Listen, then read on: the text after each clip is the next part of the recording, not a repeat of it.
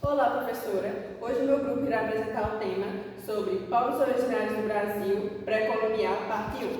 Bom, o meu grupo irá composto por mim, Isabelle, Porises, Guilherme, Lucaian e Rafael. Nesse seminário nós abordaremos o contexto histórico, origem e território, cosmogonia, cosmovisão e mitologia, organização social, liderança e conhecimento, economia, cultura e meio ambiente, resistência, direito e atualidade. O que eu vou falar agora é sobre Brasil antes da chegada dos portugueses, diversidade dos povos indígenas, origem dos tupinambás, Mundukuru, Guajajara e Guarani, a distribuição territorial desses povos, conceito de territorialidade, ideias de Darcy Ribeiro sobre os povos indígenas. E, para iniciarmos nossa reflexão sobre a diversidade e a resistência dos povos Tupinambá, Mundukuru, Guajajara e Guarani, nós precisamos, antes de tudo, fazer um exercício de desconstrução histórica. É necessário questionarmos uma ideia profundamente enraizada no senso comum e de muitos livros didáticos, a de que a história do Brasil começou em 1500, com a chegada da frota de Pedro Álvares Cabral. Quando a historiografia eurocêntrica utiliza o termo descobrimento, ela invisibiliza milhares de anos de desenvolvimento humano, social e cultural que já aconteciam antes nesse território. Antes da chegada dos portugueses, o espaço que hoje chamamos de Brasil não era um espaço vazio, nem uma terra à espera de exploração. Era um território amplamente habitado por milhões de pessoas, organizadas em centenas de povos, com sistemas políticos, formas próprias de conhecimento, redes de troca e cultura extremamente complexas. Estima-se que mais de 1000 povos indígenas, falando centenas de línguas pertencentes a diferentes troncos linguísticos, como o Tupi e o Macro-G. Esses dados demonstram que o Brasil pré-cabralino já era marcado por uma impressionante diversidade étnica, cultural e linguística. Para compreendermos melhor essa riqueza, nosso trabalho faz um recorte de 4 povos de trajetórias marcantes. Os tupinambás ocupavam grande parte do litoral brasileiro. Justamente por essa localização, foram um dos primeiros povos a sofrer o impacto direto da colonização portuguesa, enfrentando guerras, alianças forçadas e sucessivas tentativas de extermínio e assimilação cultural. Na região amazônica, os Mundukuru estabeleceram-se principalmente na bacia do rio Tapajós. Ficaram historicamente conhecidos por sua organização social e por sua extraordinária capacidade de resistência diante das invasões de seus territórios. Os Guajajaras, pertencentes ao tronco linguístico Tupi, concentravam-se predominantemente no atual estado do Maranhão e mantêm até hoje sua identidade e seus modos de vida, apesar de constantes pressões provocadas pela expansão agrícola, madeireira e fundiária. Já os Guaranis possuem uma vasta presença geográfica. Historicamente ocuparam e ainda ocupam extensas áreas do sul e do sudeste do Brasil, além de países vizinhos como o Paraguai, Argentina e Bolívia, preservando uma profunda relação espiritual e cultural com a terra. Para sustentar essa reflexão, recorremos ao pensamento do antropólogo brasileiro Darcy Ribeiro. Em suas análises sobre a formação do povo brasileiro, Darcy Ribeiro criticava severamente a visão colonial e evolucionista que tratava os indígenas como povos do passado ou como grupos destinados ao desaparecimento. Segundo ele, os povos indígenas são sujeitos plenamente contemporâneos. Eles fazem parte da construção permanente da sociedade brasileira, reinventando-se e reinvestindo e reassistindo e resistindo historicamente sem perder as suas identidades. Em outras palavras, não são relíquias históricas, mas são protagonistas vivos da própria história. A partir dessa compreensão, chegamos ao conceito central dessa introdução, o significado de território. Na perspectiva ocidental e capitalista, a terra costuma ser entendida como propriedade privada, um recurso econômico ou um bem que pode ser comprado, vendido e explorado. Para os povos indígenas, porém, a relação é completamente diferente. O território ele não é algo que se possui, é algo de que se pertence. Nele estão presentes a memória dos ancestrais, a espiritualidade, os conhecimentos tradicionais, os lugares sagrados e a própria identidade coletiva do povo. Não existe separação entre terra, cultura e existência. Por isso, quando uma terra indígena invadida por grileiros, garimpeiros ou destruída pelo desmatamento, não estamos diante de um crime ambiental ou de uma perda material de hectares. O que ocorre é uma profunda violência cultural e humana, capaz de interromper a continuidade de saberes, tradições e formas legítimas de existir e de compreender o mundo. Com essa reflexão inicial sobre a história, diversidade e território, passo a palavra para o próximo integrante. Dando continuidade ao nosso raciocínio, para que possamos de fato compreender a profundidade dos povos do Tupinambá, Munducuru e Guajajara e Guarani, nós precisamos lembrar da forma como eles enxergam, interpretam e sabem do universo. Entramos aqui no campo da cosmogonia e da cosmovisão. A cosmogonia ocidental fortemente influencia por tradições religiosas agrânicas e, posteriormente, pelo racionalismo iluminista. Também estabeleceu uma separação rígida e hierárquica no mundo. De um lado, colocou-se o ser humano, dito como o ápice da criação ou da evolução, dotado da razão mental, e do outro lado, a natureza, vista como um cenário inerte, uma máquina de engrenagens biológicas sem consciência, e posta ali apenas para servir aos propósitos humanos. Nas cosmovisões indígenas, essa linha divisória simplesmente não existe. A origem da vida, da floresta e dos seres humanos está interligada em uma teia de parentesco e respeito mútuo. Os rios, as plantas, as tempestades e os navios são perfeitos. Também vamos falar sobre viveiros de caça. Essa quebra de paradigma foi brilhantemente sistematizada pelo antropólogo brasileiro Eduardo Ribeiro de Castro, através do conceito de perspectivismo ameríndio.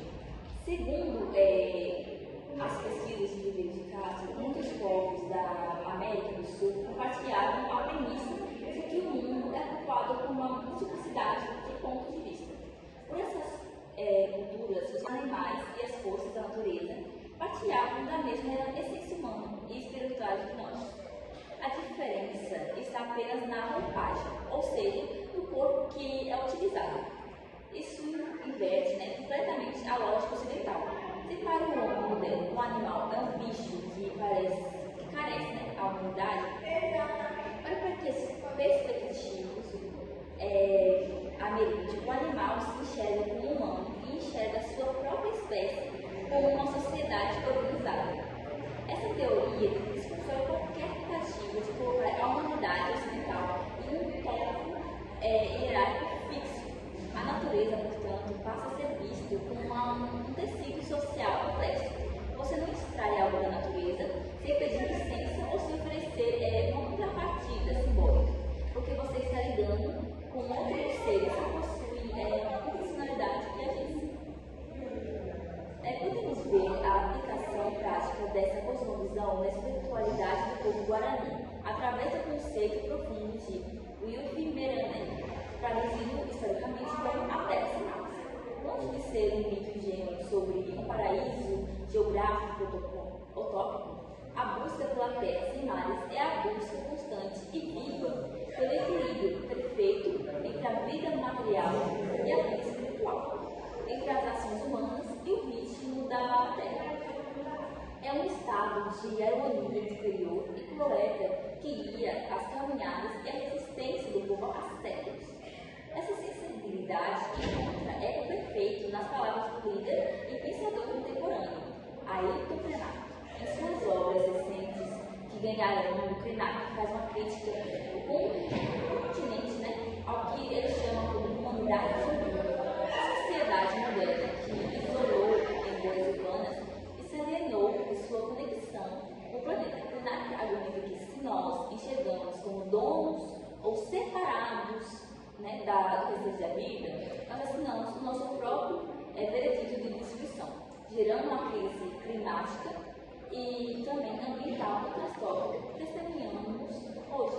Portanto, as narrativas místicas que escutamos sobre a criação do mundo, sobre a ótica dos povos indígenas, Tupinambá ou Murucuru, não devem ser tratadas como folclore ou historinhas infantis. Elas representam filosóficas sofisticadas, sistemas complexos de conhecimento que orientam a ética, a política e a vida em comunidade, lembrando-nos de que a terra é nossa mãe e não nossa propriedade. Bom dia. Dando sequência ao nosso seminário, o terceiro pilar da nossa apresentação diz a respeito da forma como essa sociedade se organizava internamente, como distribui o poder e como produzir os saberes. Durante os séculos de colonização, consolidou-se o discurso de que os povos indígenas eram sociedades primitivas, atrasadas ou sem lei, simplesmente porque sua estrutura de poder não espelhava ao modelo do Estado europeu, centralizado, burocrático e punitivo. Hoje as ciências sociais nos mostram que esse diagnóstico era fruto do etnocentrismo. Mas o que é o etnocentrismo? Etnocentrismo é justamente essa mecânica de desvalorizar a cultura do outro, tornando a nossa própria cultura como padrão absoluto da perfeição. As sociedades indígenas possuem sim uma organização política extremamente refinada, mas pautada em outros valores como o parentesco, a reciprocidade e o consenso. Para entender essa dinâmica do poder, essa dinâmica, podemos olhar para as figuras centrais dessas comunidades. O cacique, que exerce a função política fundamental, mas sua liderança não se baseia na coerção física no meio ou na acumulação de riquezas. O poder do cacique é sustentado pela sua capacidade de mediação, pela oratória, pela sua generosidade e pelo respeito que ele desperta ao buscar o consenso de decisões coletivas.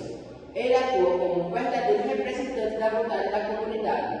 Ao lado, com a liderança política, temos a liderança espiritual e cultural, exercida pelo pajé, ou faiante de Tupinambás e curandeiros tradicionais entre Guarajajara e Munduruku. O pajé é o guardião das memórias, o intermediário entre o mundo visível e o mundo invisível, crucialmente o detentor dos conhecimentos fisioterapêuticos e medicinais da comunidade.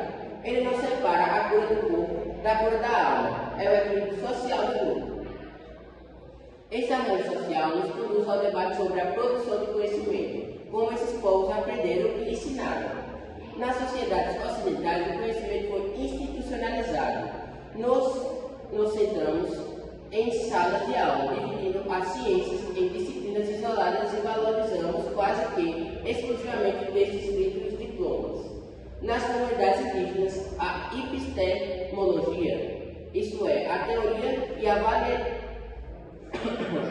validação do conhecimento, opera pela lógica da oralidade, da observação atenta e da vivência prática. O jovem indígena aprende a navegar nos rios, a identificar as plantas medicinais e entender o tempo das chuvas, participando ativamente das tarefas do cotidiano, ao lado dos mais velhos. A palavra falada tem força de documento. A memória viva dos anciões substitui os arquivos de papel. Enquanto validamos isso, estamos operando o que os pensadores contemporâneos chamavam de justiça epistêmica. A ciência moderna ocidental é indiscutivelmente fantástica e é importante, mas ela não detém o monopólio do saber global. Os povos indígenas desenvolveram ao longo de milênios de observação rigorosa e empírica conhecimentos sofisticados sobre o manejo florestal, biologia aplicada, toxicologia e ecologia contemporânea.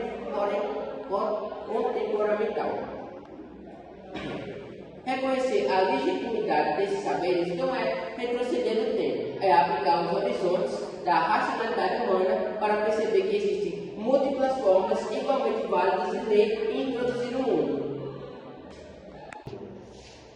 Economia, cultura e meio ambiente. Quando falamos da economia indígena, encontramos atividades como a agricultura, caça, pesca e a coleta. Porém, essas atividades são muito mais complexas do que imaginamos. Muitos alimentos da cultura brasileira possuem origem indígena, que são eles: açaí, milho, tapioca e o caju, entre outros. Além disso, pesquisas recentes indicam que povos indígenas contribuíram ativamente para a construção das paisagens que pode ser observada hoje em dia, mais especificamente na Amazônia. As manifestações culturais também, que se constituem sobre pinturas populares, danças rituais e artesanatos, ajudam a transmitir conhecimento, preservar memórias coletivas e fortalecer identidades culturais. Atualmente, muitos pesquisadores consideram os povos indígenas referência importante para a discussão sobre o meio ambiente. Diversos estudos mostram que as terras indígenas têm uma maior preservação. Isso mostra que os conhecimentos e as tradições dele ajudam a preservar mais e ter um maior conhecimento sobre a preservação contemporânea. Nesse sentido, a discussão sobre os povos indígenas não se trata apenas do passado, mas também a relação entre a humanidade e a natureza, pois podemos observar que a questão dos indígenas, eles têm esse vínculo com a natureza muito forte. Agora eu vou passar a palavra para o meu colega Rafael. Agora que chegamos ao quinto e último bloco do nosso seminário, onde precisamos conectar toda essa bagagem sobre resistência, direitos e atualidade, impactos da colonização, colonialidade por Aníbal Quijano, Constituição de 1988, luta pela demarcação de terras, guardiões da floresta, resistência dos Munduruku, luta territorial dos Guarani, demarcação das terras do Tupinambá, Davi Copenau e a defesa da floresta, importância dos povos indígenas para o Brasil atual, para podermos compreender por que os povos indígenas ainda enfrentam tantas barreiras para sobreviver em pleno século XXI. Nós recorremos ao conceito de colonialidade desenvolvido pelo brilhante sociólogo Aníbal Quijano. Quijano nos ensina que o colonialismo, enquanto processo político e administrativo de subordinação de uma metrópole, pode ter chegado ao fim com as independências americanas. Porém, a colonialidade permaneceu. A colonialidade é a sobrevivência e estrutura do poder, do racismo, da hierarquização cultural e da opressão econômica, que foram criadas no período colonial e que continuam moldando as mentes e as leis e as instituições do nosso país até hoje. A colonialidade que faz com que a sociedade e o Estado muitas vezes olhem para o indígena com um olhar de desumanizador do colonizador do século XVI. Na história recente do Brasil, o maior marco de ruptura contra essa colonialidade foi a Constituição de 1988, conhecida como a Constituição Cidadã. Ela representou uma virada de paradigma.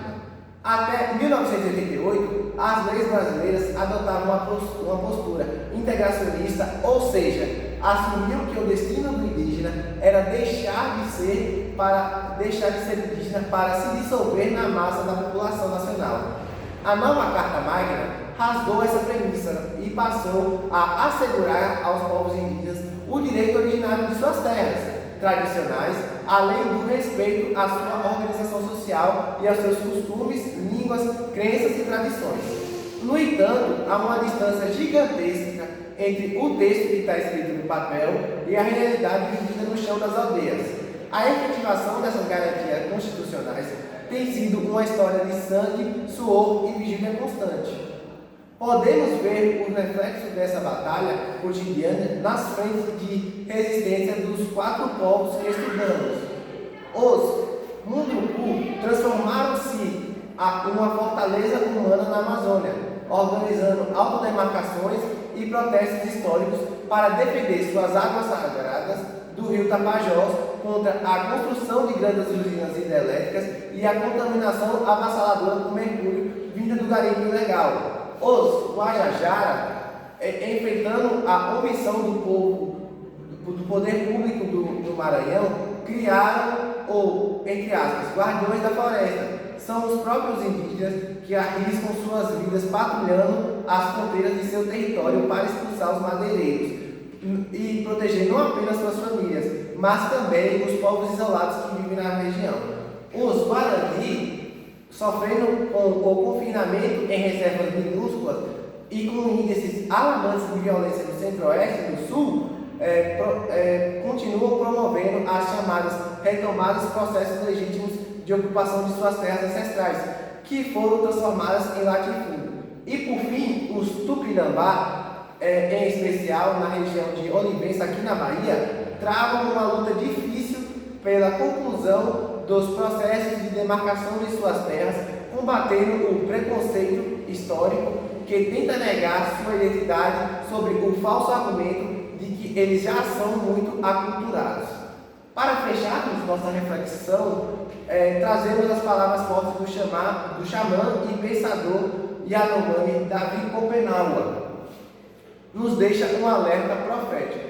Entre aspas, Davi Kopenawa diz: os brancos, em sua obsessão pelo ouro, pelas mercadorias e pelo progresso destrutivo, estão furando o coração da terra. Se a floresta morrer e os povos indígenas forem exterminados, o céu vai cair sobre a cabeça de todos, sem distinção. Ao final desse seminário, a grande conclusão que extraímos é que os povos indígenas não pertencem apenas aos capítulos iniciais da história.